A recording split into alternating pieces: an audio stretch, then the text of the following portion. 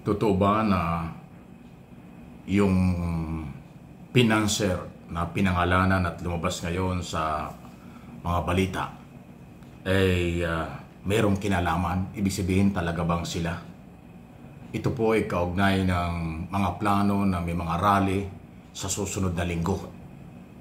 Religious organization o hindi man, pero ang layunin ay parang destabilization, panggugulo, pagpapabagsak sa gobyerno. Abay, pagka po napatunayan ng mga otoridad na talagang merong pinanser nito na mga politiko, yan po ay malaking pananagutan. Lalo na pagka ho nagkagulo. Huwag naman sana. Pag merong pagkasedisyon ang dating ng gagawing rallying ito, mananagot ang mga pinangalanan na di umano'y pinanser ng rally. Tulad ni Vice President Sara Duterte, Congressman Pulong Duterte, yung magkapatid, dating politiko na at businessman na si Chavit Singson at iba pa. Pagka po may nangyari, sila ay pwedeng papanagutin. Okay? Alam ko po na ang lahat ng rally ay basta naaayon sa ating karapatan, naaayon sa lugar kung saan gagawin, yan po ay legal. Ang malayang pamahayag, freedom of expression, freedom of the press, freedom of assembly, legal po yan. Pero kung ang layunin ay pagpapabagsak sa gobyerno, destabilization, yan po ay malaki ang pagkakaiba. May pananagutan yan. Ngayon kasi ang lumalabas, gagamitin daw po yung mga religious organization. Tapos yung mga retiradong general o opisyal ng militar ay sasali. Sasamahan din ito siyempre ng mga Duterte supporters at anti-Marcos. So alam natin iba ang galaw. Ngayon, kung lehitimo na prayer rally, magdadasal para mag-rally para sa katahimikan ng ating bansa, kaugnay ng maraming kalamidad, prayer rally para panagutin ang mga sangkot sa katiwalian o graft and corruption, maganda yan. Kailangan natin yan. Pero pag hinaluan ng politika, may pagkasedisyon at paninira, pagpabagsak, ibang issue yan. Kahit yung religious organization na kung sino man sasama dito, meron ding pananagutan. Ang organizer at financer pwede rin habulin ng gobyerno dahil may mga batas tayo na dapat papairalin tungkol sa mga ganyan.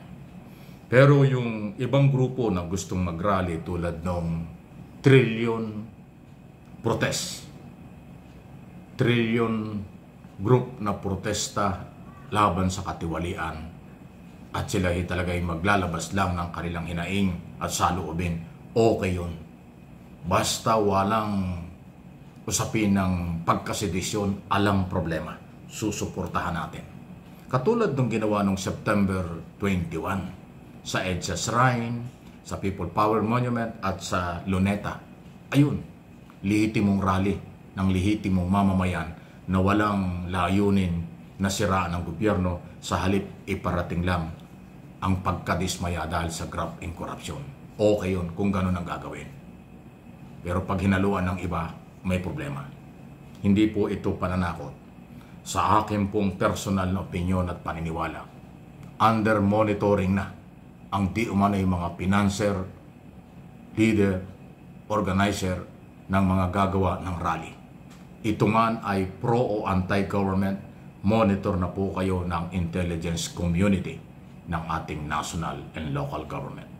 Pati mga mayor ay magbabantay dito. Halimbawa sa Maynila, so ang City of Manila, ang mayor ng Manila, meron din gagawing intelligence monitoring yan. Halimbawa, Quezon City, ganun din po. So, yung whole of government approach ng local and national government para i-monitor ang kalayaan sa pamamahayag at mga rally at protesta, yan ay gagawin. Kaya ang sino man na lilihis diyan sa kalayaang yan at sinasabi ng batas na legal, meron na ho kayong maaaring accountability. Responsibility and accountability dapat pangalagaan ng mga pinanser. religious organization. Kasi no one is above the law. Hindi ho pwedeng daanin dahil galit kayo, dadaanin nyo sa paglabag sa batas. Hindi po tama yan. Lalo na ngayon, napakatindi po ng ating kalamidad. Kaya nga, national state of calamity na ang idiniklara ng ating Pangulong Marcos, ng ating administrasyon, kasi Luzon, Visayas, Mindanao ang biniktima ng kalamidad. At pag hinaluan pa ito at ginamit ito sa mga political issue, personal agenda, personal interest, dun iiral yung ating batas. Ito po ay paalaala lang. Okay? Paalaala lang natin sa lahat. Hindi kayo pinagbabawalan basta naaayon sa inyong karapatan at mga batas. Paglalampas at lalabag sa batas, iyon ang pananagutan. Iyon ang ating pinapaalala. Hindi ito pananakot. Lahat tayo entitled sa ating gustong gawin. Basta nasa sa lugar lang. Okay? Yung gagawing pagbabantay ng pulis at militar, intelligence community at ng buong gobyerno, iyon ay kanilang obligasyon. Dahil ang kapakanan ng nakakarami, ang kapakanan ng bansa, ang kapakanan ng mga Pilipino pa rin, ang laging priority ng ating mga kinaukulan sa ilalim ng ating batas, saligang batas at iba pang mga batas. Ayan po yan ha. So, next week na yan eh. Mukhang aabot pa hanggang November 30. Yung November 30, mukhang yun yata yung sinasabi nating trillion protest. Lihitimong ang kanilang panawagan lang panagutin ang lahat ng sangkot sa katiwalian, bawiin ang pera at gumawa ng mga pagbabago para hindi manakaw ang pera ng bayan. Iyon ang lihitimo.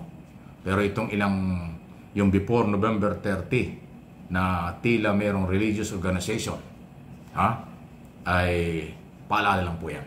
Hindi dahil kayo malaking grupo, kung malaki kayo, o kayo ay organized grupo, kayo na po ang masusunod. Hindi po.